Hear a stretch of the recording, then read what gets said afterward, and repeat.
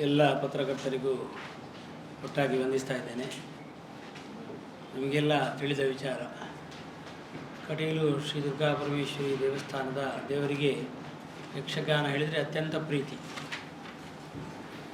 ಸ್ವತಃ ಯಕ್ಷಗಾನ ಆಗುವ ಸ್ಥಳದಲ್ಲಿ ಯಕ್ಷಗಾನವನ್ನು ನೋಡಲಿಕ್ಕೆ ದೇವಸ್ಥಾನದ ಕವಾಟ ಬಂಧನ ಆದಮೇಲೆ ದೇವರು ಹೋಗ್ತಾರೆ ಅನ್ನೋದು ಐತಿಹ್ಯ. ಹಾಗಾಗಿ ತಮ್ಮ ಮನೆಗೆ ದೇವರು ಬರಬೇಕು, ತಮ್ಮ ಮನೆಗೆ ದೇವರು ಬರಬೇಕೆನ್ನುವಂತಹ ಉದ್ದೇಶದಿಂದ ಎಲ್ಲರೂ ಯಕ್ಷಗಾನ ಸೇವೆಯನ್ನು ಮಾಡಿಸ್ತಾರೆ. ಕಟೀಲಿನಲ್ಲಿ ಯಕ್ಷಗಾನ ಆಗಬೇಕಾದರೂ ದೇವಸ್ಥಾನದ ರಕ್ತೇಶ್ವರಿ ಗುಡಿ ಹತ್ತಿರ ಒಂದು ಅದಕ್ಕಾಗಿ ಪೀಠ ಇದೆ, ಅಲ್ಲಿ ಕೂತ್ಕೊಂಡು ದೇವರು ಯಕ್ಷಗಾನವನ್ನು ನೋಡ್ತಾರೆ ಅಂತ ಐತಿಹ್ಯ. ನಮ್ಮ ಜಾತ್ರೆಯ ಕೊನೆಯ ದಿನ, ಆ ದಿವಸ ಇಡೀ ದಿನ ದೇವಸ್ಥಾನಕ್ಕೆ ಕವಾಟ ಬಂಧನ ಆಗದೇ ಇರುವುದರಿಂದಾಗಿ ಆ ದಿವಸ ಯಕ್ಷಗಾನಕ್ಕೆ ರಜೆ. ಈ ಉದ್ದೇಶದಿಂದಾಗಿ ಅಷ್ಟು ಪ್ರಸಿದ್ಧವಾದಂತಹ ಯಕ್ಷಗಾನ 1975ರಲ್ಲಿ 2ನೇ ಮೇಳ ಆಗಿದೆ. ಅದಕ್ಕಿಂತ ಮೊದಲು ಯಾವಾಗ ಆರಂಭ ಆಗಿದೆ ಗೊತ್ತಿಲ್ಲ. 82ಕ್ಕೆ 3ನೇ ಮೇಳ, 93ಕ್ಕೆ 4ನೇ ಮೇಳ, 2010ಕ್ಕೆ 5ನೇ ಮೇಳ ಮತ್ತು 2013ಕ್ಕೆ 6ನೇ ಮೇಳ ಆಗಿತ್ತು. ಭಕ್ತಾದಿಗಳು ತಮ್ಮ ಸೇವೆಯನ್ನು ಮಾಡಲಿಕ್ಕೆ ಕಾದಿರಿಸುವಂತಹ ಸಂಖ್ಯೆ ಹೆಚ್ಚಾಗ್ತಾ ಬಂದು ಕಾಯುವಂತಹ ವರ್ಷಗಳು ಹೆಚ್ಚಾಗುವಾಗ ಸ್ವಲ್ಪ ಆದರೂ ನಾವು ವ್ಯತ್ಯಾಸ ಮಾಡಬೇಕು ಎನ್ನುವ ದೃಷ್ಟಿಯಿಂದಾಗಿ ಕಲಾವಿದರ ಲಭ್ಯತೆಯನ್ನು ಹುಡುಕ್ತಾ ಕೆಲವು ವರ್ಷಗಳಲ್ಲಿ ನಾವು ಮುಂದುವರೆದಿದ್ದೆವು. ಈ ವರ್ಷ ಅದಕ್ಕಾಗಿ ನಾವು ಮಸ್ತು ಪ್ರಯತ್ನಪಟ್ಟು ದೇವರಲ್ಲಿ ಪ್ರಶ್ನೆಯಲ್ಲಿ ಕೇಳಿದಾಗ ದೇವರ ಒಪ್ಪಿಗೆಯೂ ಬಂದ ಕಾರಣ ಈ ವರ್ಷ 7ನೇ ಮೇಳಕ್ಕೆ ಪಾದಾರ್ಪಣೆಯನ್ನು ಮಾಡೋದು ಅಂತ ಸಂಕಲ್ಪಿಸಲಾಗಿದೆ. ಇದೇ ಬರುವ ನವೆಂಬರ್ 16ನೇ ತಾರೀಕಿಗೆ 7ನೇ ಮೇಳದ ಪಾದಾರ್ಪಣೆ ದೇವರು ನಡೀಲಿಕ್ಕಿದೆ. ಈ ಉದ್ದೇಶವಾಗಿ ಯಕ್ಷ ಸಪ್ತಾಹ ಅಂತ 7 ದಿವಸದ ಕಾರ್ಯಕ್ರಮವನ್ನು ಇಟ್ಟುಕೊಂಡಿದ್ದೇವೆ. ಈಗಾಗಲೇ ಅದರಲ್ಲಿ 3 ದಿವಸಗಳು ಕಳೆದು ಹೋಗಿದೆ. ಇನ್ನು ಇವತ್ತು, ನಾಳೆ ಮತ್ತು ನಾಡಿದ್ದು 3 ದಿವಸ ಕಾರ್ಯಕ್ರಮಗಳಿವೆ. ಅದರಲ್ಲಿ ವಿಶೇಷವಾಗಿ ನಾಡಿದ್ದು ನವೆಂಬರ್ 15 ಶನಿವಾರ ದಿವಸ ದೇವಸ್ಥಾನದ ಈ ನಮ್ಮ ಯಕ್ಷಗಾನ ಮೇಳದ ಎಲ್ಲ ದೇವರು ಮತ್ತು ಬೆಳ್ಳಿ ಚಿನ್ನದ ಪರಿಕರಗಳು ಇದನ್ನೆಲ್ಲವನ್ನು ಪ್ರತ್ಯೇಕವಾದಂತಹ ಟ್ಯಾಬ್ಲೋದಲ್ಲಿ ಇರಿಸಿ ಎದುರಿನಲ್ಲಿ ಒಂದು ಕಟೀಲು ದೇವರ ಒಂದು ಫೋಟೋ ಇರತಕ್ಕಂತಹ ಒಂದು ಟ್ಯಾಬ್ಲೋವನ್ನು ಇರಿಸಿ ವೇದ ಘೋಷದೊಂದಿಗೆ ಅಲ್ಲಿಂದ ಬಜಪೆಯಿಂದ ಕಟೀಲಿನವರೆಗೆ ಮೆರವಣಿಗೆ ಬರಲಿಕ್ಕಿದೆ. ಈ ಸಂದರ್ಭದಲ್ಲಿ ಈ ಕಾರ್ಯಕ್ರಮವನ್ನು ಬಜಪೆ ಬಸ್ ಸ್ಟ್ಯಾಂಡ್ನಲ್ಲಿ ಕೇಂದ್ರದ ಮಂತ್ರಿಗಳಾದಂತಹ ಪ್ರಹ್ಲಾದ್ ಜೋಶಿಯವರು ಉದ್ಘಾಟನೆ ಮಾಡಲಿಕ್ಕಿದ್ದಾರೆ. ಮಾನವ ಹಕ್ಕು ಆಯೋಗದ ಅಧ್ಯಕ್ಷರಾದಂತಹ ಶ್ಯಾಮ್ ಭಟ್ರಿದ್ದಾರೆ. ವಜ್ರದೇವಿ ಮಠದ ಸ್ವಾಮೀಜಿಯವರಾದಂತಹ ರಾಜಶೇಖರಾನಂದ ಸ್ವಾಮೀಜಿ, ಅದೇ ರೀತಿಯಾಗಿ ಶಾಸಕರಾದಂತಹ ಉಮಾನಾಥ ಕೊಟ್ಯಾನ್, ಮಾಜಿ ಶಾಸಕರು ಸಚಿವರಾದಂತಹ ಅಭಯ್ ಚಂದ್ರ ಜೈನ್, ಮಿಥುನ್ ರೈ, ಅದರೊಂದಿಗೆ ಕೃಷ್ಣ ಪಾಲೆಮಾರ್, ಇವರೆಲ್ಲ ಮುಂತಾದ ಗಣ್ಯರು ಇದ್ದುಕೊಂಡು ಅದನ್ನು ಉದ್ಘಾಟನೆ ಮಾಡಲಿಕ್ಕಿದ್ದಾರೆ. ಈ ಮೆರವಣಿಗೆಯಲ್ಲಿ ಬಹಳಷ್ಟು ಮಂದಿ ಪಾಲ್ಗೊಳ್ಳಲಿಕ್ಕಿದ್ದಾರೆ. ಸುಮಾರು 3000 ಜನರಷ್ಟು ತಂಡ ಕುಣಿತ ಭಜನೆ ಮತ್ತು ಭಜನೆಯಲ್ಲಿ ತೊಡಗಿಸಿಕೊಳ್ತಾ ಇದ್ದಾರೆ. ಒಂದಷ್ಟು ಜನ ಪೂರ್ಣಕುಂಭದಲ್ಲಿ ತಮ್ಮನ್ನು ತೊಡಗಿಸಿಕೊಳ್ತಾ ಇದ್ದಾರೆ.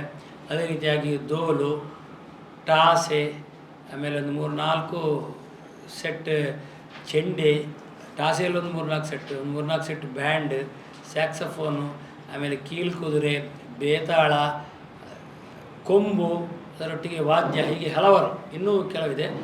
ಎಲ್ಲ ಒಂದು ವೈಭವಗಳಿಂದ ಎಕ್ಕಾರವರೆಗೆ ಕೊಡಮಣಿತಾಯ ದೇವಸ್ಥಾನದವರೆಗೆ ವಾಹನದಲ್ಲಿ ಬರ್ತೇವೆ.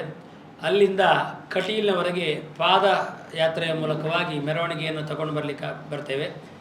ಕಟೀಲಿನಲ್ಲಿ ಬಂದು ಆ ಎಲ್ಲ ಸೊತ್ತುಗಳನ್ನು ದೇವರಿಗೆ ಅರ್ಪಿಸುವ ಮೂಲಕವಾಗಿ ಅದು ಕೊನೆಗೊಳ್ತದೆ. ಹಾಗೆ ಈ ಕಾರ್ಯಕ್ರಮಕ್ಕೆ ಸುಮಾರು 15ರಿಂದ 20,000 ಜನ ಸೇರುವಂತಹ ನಿರೀಕ್ಷೆಯನ್ನು ದೇವಸ್ಥಾನ ಇರಿಸಿಕೊಂಡಿದೆ. ಅದೇ ರೀತಿಯಾಗಿ 16ನೇ ತಾರೀಕು ಬೆಳಿಗ್ಗೆ 10:30 ಗಂಟೆಗೆ ಎಲ್ಲ ದೇವರ ಕಿರೀಟಕ್ಕೆ ಆವಾಹನೆ ಮಾಡಿ ವಿಶೇಷವಾಗಿ ಪೂಜೆ ಮಾಡಲಿಕ್ಕೆ ಇದೆ. ಅದೇ ದಿವಸ ಮಧ್ಯಾಹ್ನ 3 ಗಂಟೆಯ ಮೇಲೆ ತಾಳಮದ್ದಲೆ ಇಡುವುದು ಅಂತ ಅಲ್ಲಿಂದ ನಮ್ಮ ಗೆಜ್ಜೆ ಕಟ್ಟುವ ಪ್ರಕ್ರಿಯೆ ಆರಂಭ ಆಗ್ತದೆ. ಆಮೇಲೆ ವಿಶೇಷ ಪ್ರಸಾದ, ಮೇಳದ ಸಂಚಾಲಕರ ನಂತರ ಭಾಗವತರು, ಆಮೇಲೆ ಮದ್ಲೆಗಾರರು, ಆಮೇಲೆ ಹಾಸ್ಯಗಾರರು, ಈಗ ಪರಂಪರಾಗತವಾಗಿ ಬಂದ ಹಾಗೆ ಪ್ರಸಾದವನ್ನು ಕೊಟ್ಟ ಮೇಲೆ ಗೆಜ್ಜೆಯನ್ನು ದೇವರಿಂದ ಪ್ರಸಾದ ರೂಪವಾಗಿ ತೆಗೆದು ಎಲ್ಲ ಅಲ್ಲಿ ಬಂದಂತಹ ಕಲಾವಿದರಿಗೆ ಒಂದೊಂದು ಮೇಳದಲ್ಲಿ ಇಬ್ಬರಿಬ್ಬರು ಬರ್ತಾರೆ. ಅವರಿಗೆ ಕೊಟ್ಟು ಅದನ್ನು ಗೆಜ್ಜೆ ಕಟ್ಟುವ ಅಂತ ಕಾರ್ಯಕ್ರಮ ಇದೆ. ಎಲ್ಲ ಹಿಮ್ಮೇಳದ ಪರಿಕರಗಳನ್ನು ನಮ್ಮ ಅರ್ಚಕರು ಎತ್ತಿ ಕೊಡಬೇಕು. ಆ ಮೂಲಕವಾಗಿ ಗೆಜ್ಜೆ ಕಟ್ಟುವ ಪ್ರಕ್ರಿಯೆ ಅಂತ ಆರಂಭ ಆಗ್ತದೆ. 5 ಗಂಟೆಗೆ ಇದರ ಮುಹೂರ್ತ ಅಂತ ನಿರ್ಣಯ ಆಗಿದೆ. ಇದಾದ ಮೇಲೆ ವಿಶೇಷವಾಗಿ ದೇವರಿಗೆ ಪುನಃ ಪೂಜೆಯಾಗಿ ಆ ಸಿಲಿಂಡರೇ ಮೊದಲಾಗಿ ಕಾಣಿಕೆ ಡಬ್ಬಿಗೆ ಕಾಣಿಕೆ ಹಾಕಿ ಆಮೇಲೆ ನಮ್ಮ ಮುಕ್ತೇಶ್ವರರು ಹಾಕ್ತಾರೆ. ಎಲ್ಲವನ್ನು ಎತ್ತಿ ಕೊಡಬೇಕು. ಪೂಜೆಯ ಸಾಮಗ್ರಿಗಳನ್ನು ಪೂಜೆಯ ಅರ್ಚಕರು ನೇಮಿಸಲ್ಪಟ್ಟವರಿಗೆ ಎತ್ತಿ ಕೊಡಬೇಕು. ಪೂಜೆಯ ದೇವರನ್ನು ಅದನ್ನು ಹಿಡಿದುಕೊಂಡು ಗಣಪತಿ ದೇವರ ಹತ್ರ ಬಂದು ಅಲ್ಲಿಯೂ ಪುನಃ ಕುಣಿತ ಆಗಿ ಆಮೇಲೆ ಅಲ್ಲಿ ಗಣಪತಿ ದೇವರ ಇನ್ನು ಸ್ವಲ್ಪ ಈಚೆ ಬರುವಾಗ ಮೇಲೆ ಒಂದು ಗಣಪತಿ ಇದೆ. ಅದು ಹಿಂದೆ 1944ನೇ ಇಸ್ವಿಯಲ್ಲಿ ಮಿಥುನ ಮಾಸದ 2ನೇ ಶುಕ್ರವಾರ ಬಹಳ ದೊಡ್ಡ ನೆರೆ ಬಂದ ಸಂದರ್ಭದಲ್ಲಿ ಇಡೀ ದೇವಸ್ಥಾನ ಕುಚ್ಚಿ ಹೋಗಿತ್ತಂತೆ. ಆ ಸಂದರ್ಭದಲ್ಲಿ ದೇವರ ಒಳಗೆ ಗರ್ಭಗುಡಿಯಲ್ಲಿ ನನ್ನ ದೊಡ್ಡಪ್ಪ ಗೋಪಾಲಕೃಷ್ಣ ಆಶ್ರಮರು ಅವರು ದೇವರನ್ನು ಅಪ್ಪಿ ಹಿಡಿದು ದೇವರು ಹೋದರೆ ನಾನು ಹೋಗ್ತೇನೆ ಅಂತ ಕೂತ್ಕೊಂಡದ್ದು ಐತಿಹ್ಯ. ಅದೇ ಧ್ವಜಸ್ತಂಭ ಹತ್ರ ಒಂದು ಸುಳಿ ಬಿದ್ದಿತ್ತು ಅಂತೆ. ಆ ಸುಳಿಯಲ್ಲಿ ದೇವರ ಅನ್ನದಾನದ ಅಕ್ಕಿಯನ್ನು ಸಂಗ್ರಹಿಸಿದಂತಹ ಪೆಟ್ಟಿಗೆ, ಕಲೆಂಬಿ ಅಂತ ಹೇಳ್ತಾರೆ, ಮತ್ತು ಈ ಯಕ್ಷಗಾನದ ದೇವರ ಪೆಟ್ಟಿಗೆ ಸುಳಿಯಲ್ಲಿ ಸಿಕ್ಕಿಕೊಂಡು ಅಲ್ಲೇ ಉಳಿದಿದ್ದು, ಮತ್ತೆಲ್ಲ ಹೋಗಿತ್ತು. ಹಾಗಾಗಿ ದೇವರಿಗೆ ಅತ್ಯಂತ ಪ್ರೀತಿಯಾದದ್ದು ಯಕ್ಷಗಾನ ಅಂತ ಬಂದದ್ದು.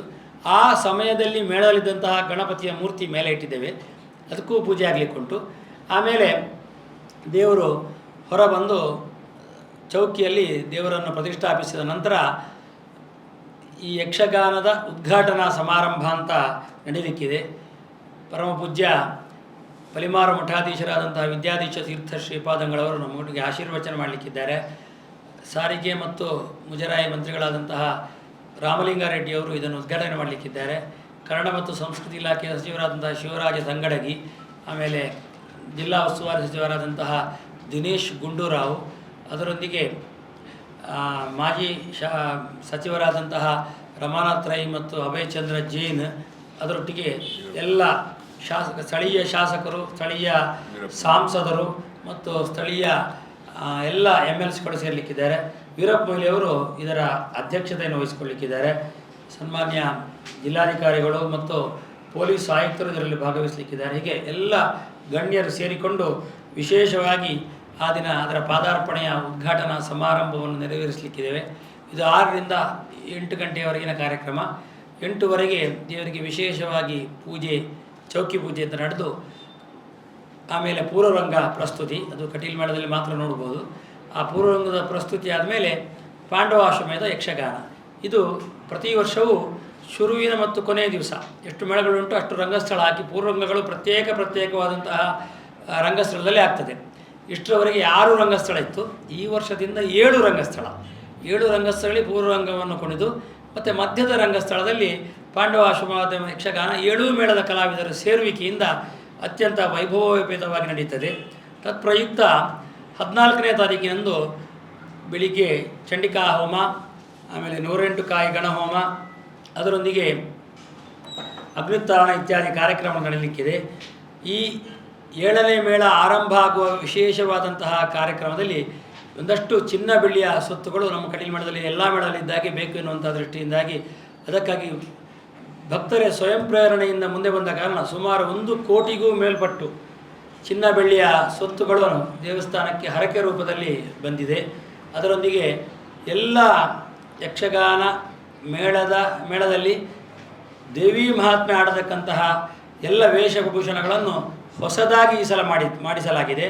ಅದೇ ಎಲ್ಲ ಕಿರೀಟಗಳನ್ನು 7 ಮೇಳಗಳಲ್ಲಿ ಹೊಸದಾಗಿ ಮಣಿಸಾಮಾನುಗಳನ್ನು ಮಾಡುವ ಮೂಲಕವಾಗಿ ಎಲ್ಲ ಮೇಳಗಳು ಸರಿಮಾನವಾಗಿ ಕಾಣುವಂತೆ, ವಸ್ತು ಹಳೆತ್ತು ಅಂತ ಕಾಣದ ಹಾಗೆ ಚೆನ್ನಾಗಿ ಕಾಣುವಂತೆ ಎಲ್ಲ ವ್ಯವಸ್ಥೆಗೊಳಿಸಲಾಗಿದೆ. ಅದರಿಂದ ಈ ಕಾರ್ಯಕ್ರಮದಲ್ಲಿ ಎಲ್ಲರೂ ತಮ್ಮನ್ನು ತೊಡಗಿಸಿಕೊಳ್ಬೇಕು. ಯಾಕಂದರೆ ಕಟೀಲು ದೇವರು ಹೇಳಿದರೆ ಆಟ, ಊಟ, ಪಾಠ ಈ 3ಕ್ಕೆ ಪ್ರಸಿದ್ಧ ಅಂತ. ಆಟ ಹೇಳಿದರೆ ಯಕ್ಷಗಾನ, ಊಟ ಹೇಳಿದರೆ ಅನ್ನದಾನ, ಪಾಠ ಹೇಳಿದರೆ ನಮ್ಮಲ್ಲಿ 1ನೇ ತರಗತಿಯಿಂದ ಸಂಶೋಧನಾ ಕೇಂದ್ರವರೆಗೆ ಇರತಕ್ಕಂತಹ ವಿದ್ಯಾಸಂಸ್ಥೆಗಳು. ಈ 3ರಲ್ಲಿಯೂ ಅತ್ಯಂತ ಪ್ರಸಿದ್ಧವಾದದ್ದು ಕಟೀಲು ದೇವಸ್ಥಾನ. ಹಾಗಾಗಿ ಈ ಆಟದ ಒಂದು ಕಾರ್ಯಕ್ರಮಕ್ಕೆ ಎಲ್ಲರೂ ಬಂದು ವಿಶೇಷವಾಗಿ ದೇವರ ಸೇವೆಯನ್ನು ನೋಡಬೇಕು. ಕಟೀಲು ದೇವಸ್ಥಾನದ ವೈಶಿಷ್ಟ್ಯ ಹೇಳಿದರೆ ಆಟ ಆಡಿಸುವುದು ಹರಕೆ, ಆಟ ನೋಡುವುದು ಹರಕೆ. ಹಾಗಾಗಿ ಆಡಿಸ್ಲಿಕ್ಕೂ ಒಂದಷ್ಟು ಜನ ಬರ್ತಾರೆ, ಒಂದಷ್ಟು ಜನ ನಾನು ಇಷ್ಟು ಆಟ ನೋಡ್ತೇನೆ, ಇಷ್ಟು ದೇವಿ ಮಾತು ನೋಡ್ತೇನೆ ಅಂತ ಹರಕೆ ಹೇಳುವವರು ಇದ್ದಾರೆ.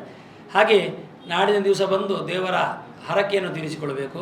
ವಿಶೇಷವಾಗಿ ಮೆರವಣಿಗೆಗೂ ತಮ್ಮನ್ನು ತೊಡಗಿಸಿಕೊಳ್ಬೇಕು. ಕಟೀಲು ದೇವಸ್ಥಾನ ಹೇಳಿದರೆ ಅದು ಭಕ್ತರ ಸೊತ್ತು. ಹಾಗಾಗಿ ಭಕ್ತಾದಿಗಳು ಹೆಚ್ಚು ಬಂದಷ್ಟು ತಾಯಿಗೆ ಅತ್ಯಂತ ಸಂತೋಷ, ಆವಾಗ ಅವರ ಅನುಗ್ರಹವೂ ಹೆಚ್ಚು. ಹಾಗಾಗಿ ಎಲ್ಲ ಭಕ್ತರು ಬರಬೇಕು, ಬಂದು ಈ ಕಾರ್ಯಕ್ರಮವನ್ನು ಚೆಂದಗಾಣಿಸಿಕೊಡಬೇಕು, ಆ ಮೂಲಕವಾಗಿ ಈ ಕಾರ್ಯಕ್ರಮಕ್ಕೆ ಮೆರುಗನ್ನು ಕೊಡಬೇಕು ಅಂತ ಈ ಪತ್ರಿಕಾಗೋಷ್ಠಿಯ ಮೂಲಕವಾಗಿ ನಾನು ತಿಳಿಸಬಯಸ್ತೇನೆ. ಈ ಕಾರ್ಯಕ್ರಮದಲ್ಲಿ ಆಗುವಾಗ ಕಟೀಲಿನ ಸಣ್ಣ ಒಂದು ರಸ್ತೆ ಮತ್ತು ದೇವಸ್ಥಾನದ ಎದುರಲ್ಲೇ ಹೋಗುವಂತಹ ರಸ್ತೆ ಇದ್ದ ಕಾರಣ ಈಗಾಗಲೇ ನಾವು ಆಯುಕ್ತರಿಗೆ ಬರೆದಿದ್ದೇವೆ. ರಸ್ತೆಯ ಡೈವರ್ಷನ್ಗಳು ನಡೆಯುತ್ತಿದೆ, ಆ ದಿವಸ ನೋಟಿಫಿಕೇಷನ್ ಆಗಿ ಡೈವರ್ಷನ್ ನಡೀತದೆ. ದೇವಸ್ಥಾನದ ಎದುರಲ್ಲಿ ವಾಹನ ಮುಕ್ತವಾಗಿ ನಾವು ಮಾಡ್ತೇವೆ. ಆ ಮೂಲಕವಾಗಿ ಭಕ್ತಾದಿಗಳಿಗೆ ತೊಂದರೆ ಆಗದಾಗಿ ನೋಡಿಕೊಂಡಿದ್ದೇವೆ. 16ನೇ ತಾರೀಕು ಯಕ್ಷಗಾನ ನೋಡುವುದಕ್ಕೂ ಸುಮಾರು 3,000 ಜನರು ಯಕ್ಷಗಾನ ನೋಡುವಷ್ಟು ದೊಡ್ಡದಾದಂತಹ ಪೆಂಡಾಲ್ಗಳನ್ನು ಹಾಕಿದ್ದೇವೆ. ಹಾಗಾಗಿ ಭಕ್ತಾದಿಗಳಿಗೆ ಯಾವ ಸಮಸ್ಯೆಯೂ ಆಗುವುದಿಲ್ಲ. ಇದನ್ನು ಭಕ್ತಾದಿಗಳು ಗಮನದಲ್ಲಿ ಇಟ್ಕೊಳ್ಬೇಕು. ಈ ವರ್ಷವೂ ಕೂಡ ಕಾಲಮಿತಿ ಹೌದು.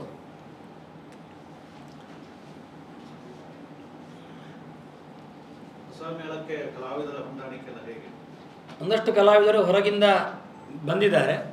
ಮತ್ತು ನಮ್ಮ ಮೇಳದಲ್ಲಿಯೂ ಕಲಾವಿದರು ಈ 7ನೇ ಮೇಳ ಆದರೆ ಬೇಕು ಎನ್ನುವಂತಹ ದೃಷ್ಟಿಯಿಂದಾಗಿ ಸಂಚಾಲಕರು ಈಗಾಗಲೇ ಹೆಚ್ಚುವರಿ ಕಲಾವಿದರನ್ನು ಇರಿಸಿಕೊಂಡಿದ್ದಾರೆ. ಅಲ್ಲೆಲ್ಲವನ್ನು ಸೇರಿಸಿ 7ನೇ ಮೇಳ ಮಾಡಲಾಗ್ತದೆ.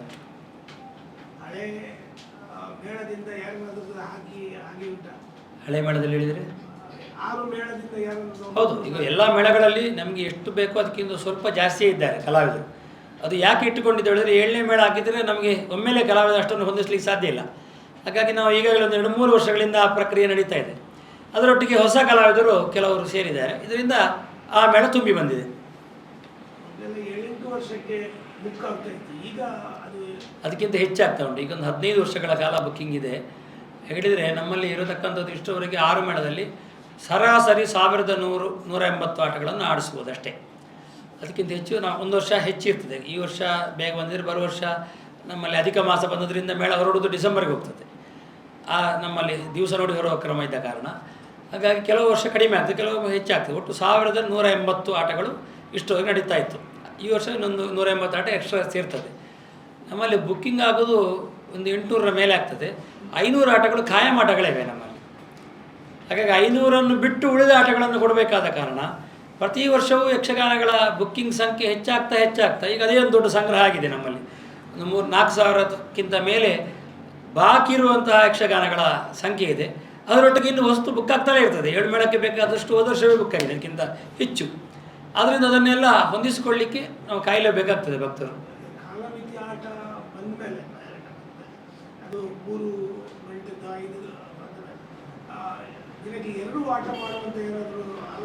ಇಲ್ಲ, ಕಾಲಮಿತಿ ಎನ್ನುವುದು ಮಾಡಿದ್ದು ಜನರು ನೋಡಲಿಕ್ಕೆ ಕಷ್ಟ ಆಗ್ತದೆ ಎನ್ನುವ ದೃಷ್ಟಿಯಿಂದ ಅಲ್ಲ. ಕಾಲಮಿತಿಯ ಯಕ್ಷಗಾನ ಬಂದದ್ದು ಸರ್ವೋಚ್ಚ ನ್ಯಾಯಾಲಯದ ಆದೇಶದ ಪ್ರಕಾರ ಧ್ವನಿವರ್ಧಕಗಳ ಬಳಕೆಯನ್ನು ನಿಯಂತ್ರಣ ಮಾಡಿದ್ದರಿಂದ ರಾತ್ರಿಯ ಹೊತ್ತು ಧ್ವನಿವರ್ಧಕಗಳನ್ನು ಬಳಸಲಿಕ್ಕಾಗುವುದಿಲ್ಲ ಎನ್ನುವ ದೃಷ್ಟಿಯಿಂದಾಗಿ ಅದನ್ನು ಸಂಕ್ಷೇಪ ಮಾಡಿ ಕಾಲಮಿತಿಗೆ ನಿಲ್ಲಿಸಿದ್ದು ನಾವು. ಹಾಗಾಗಿ ಇನ್ನೊಂದು ಆಟ ಮಾಡಲಿಕ್ಕೆ ಕಾಲಮಿತಿ ಯಕ್ಷಗಾನ ಮಾಡಲಿಕ್ಕೆ ಅಂತ ಹೊರಡುವಾಗಲೂ ಸಮಸ್ಯೆ ಧ್ವನಿವರ್ಧಕದ್ದು. ಧ್ವನಿವರ್ಧಕದ ಸಮಸ್ಯೆ ಇಲ್ಲದೇ ಇರ್ತಿದ್ರೆ ಇಡೀ ರಾತ್ರಿ ಯಕ್ಷಗಾನ ಈಗಲೂ ಆಗ್ತಿತ್ತು ಕಟೀಲು ಮಾಡೋದು. ನಾವು ನಮ್ಮ ಔದಾಸೀನ್ಯಕ್ಕೂ ಬೇರೆ ಯಾವುದೋ ಕಾರಣಕ್ಕೋಸ್ಕರ ಕಾಲಮಿತಿ ಮಾಡಿದ್ದಲ್ಲ.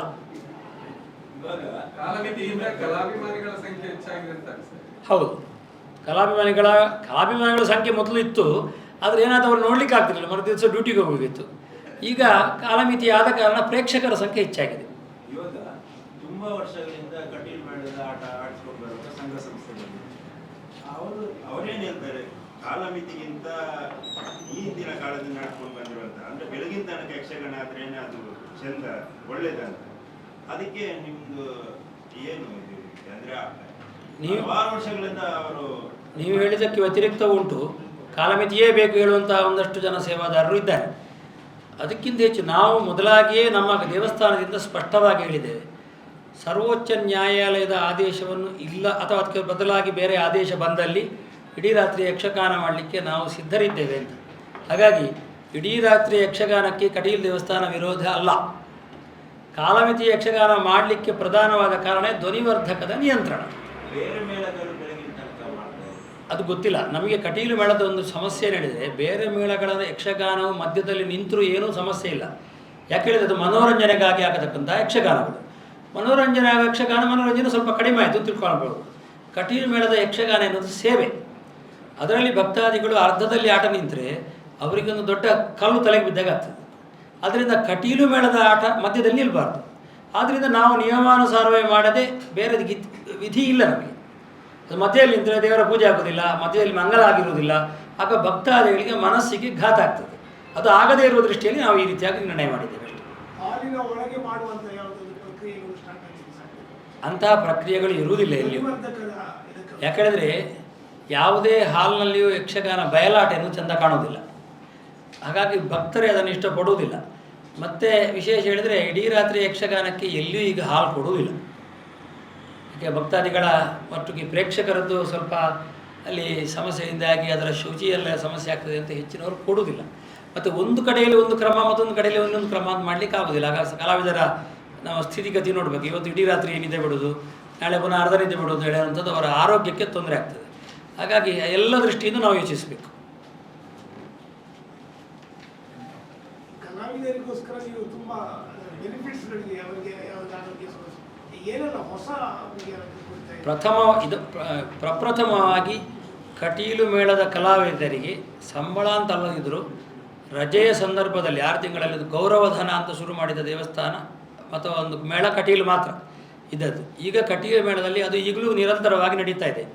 ಅದರೊಂದಿಗೆ ಆರೋಗ್ಯ ವಿಮೆಯನ್ನು ನಾವು ಮಾಡಿದ್ದೇವೆ, ಅಪಘಾತ ವಿಮೆಯನ್ನು ಮಾಡಿದ್ದೇವೆ. ಅದರೊಂದಿಗೆ ಯಾರು ಮೇಳದಲ್ಲಿ ಅನಾರೋಗ್ಯ ಪೀಡಿತರಾಗಿದ್ದಾರೆ ಅವರ ಮದ್ದಿನ ಖರ್ಚನ್ನು 6 ತಿಂಗಳ ಕಾಲ ಮೇಳದಿಂದ ನೋಡ್ತಾ ಇದ್ದಾರೆ. ಅದೇ ರೀತಿ ಆ ಸಂದರ್ಭದಲ್ಲಿ ಏನಾದರೂ ಅನಾರೋಗ್ಯ ಪೀಡಿತರಾದರೆ, ಉದಾಹರಣೆಗೆ ಹಾರ್ಟ್ ಅಟ್ಯಾಕ್ ಆಯಿತು ಅಂತ, ಆ ಸಂದರ್ಭದಲ್ಲಿ ಸಂಪೂರ್ಣ ವೆಚ್ಚವನ್ನು ಮೇಳವೇ ನೋಡ್ತಾ ಉಂಟು. ಅದಲ್ಲದೆ ಕೊರೋನಾ ಸಂದರ್ಭದಲ್ಲಿ ಹೆಚ್ಚಿನ ಮೇಳದವರಿಗೆ ಮಾರ್ಚ್ 17ರ ಮೇಲೆ ಯಕ್ಷಗಾನ ಯಾವ ಮೇಳಕ್ಕೂ ಇರಲಿಲ್ಲ. ಹಾಗಾಗಿ ಕೆಲವು ಮೇಳ ಒಳಗಾಗಿದೆ, ಕೆಲವು ಮೇಳ ಎಲ್ಲ ಹೆಚ್ಚಿನ ಮೇಳ ಒಳಗಾಗಿದೆ. ಕಟೀಲು ಮೇಳ ಒಳಗಾಗಲಿಲ್ಲ ಅಂತ ಲೆಕ್ಕದಲ್ಲಿ. ಆದರೆ ಕಲಾವಿದರಿಗೆ ಕೆಲಸ ಇರಲಿಲ್ಲ. ಅದು ನಮಗೆ ಒಳಗಾಗೋದು ಸಂಪ್ರದಾಯ ಅಲ್ಲ ಅಂತ ಅನ್ನೋ ದೃಷ್ಟಿಗಾಗಿ ಅಷ್ಟು ದಿವಸ ಮಾಡಿದ್ದೇವೆ ನಾವು. ಆ ಕಲಾವಿದರಿಗೆ ಲೆಕ್ಕ ಹಾಕಿ ಮೇ 25ರವರೆಗಿನ ಸಂಬಳವನ್ನು ಕೊಟ್ಟಿದ್ದೇವೆ. 72 ಲಕ್ಷ ರೂಪಾಯಿ ದೇವಸ್ಥಾನಕ್ಕೆ ಆ ಸಂದರ್ಭದಲ್ಲಿ ಬರ್ಡನ್ ಆಗಿತ್ತು. ಅದನ್ನು ಸಂಚಾಲಕರು ಪ್ರತಿ ವರ್ಷ ದೇವಸ್ಥಾನಕ್ಕೆ ಹಿಂದಿರುಗಿಸ್ತಾ ಇದ್ದಾರೆ. ಅದಕ್ಕೆ ಮುಗಿದಿದೆ. ಒಟ್ಟು 72 ಲಕ್ಷ ರೂಪಾಯಿ ಹೆಚ್ಚಿನ ಬರ್ಡನನ್ನು ದೇವಸ್ಥಾನ ಸ್ವೀಕರಿಸಿದೆ, ನಮ್ಮ ಮೇಳ ಸ್ವೀಕರಿಸಿದೆ.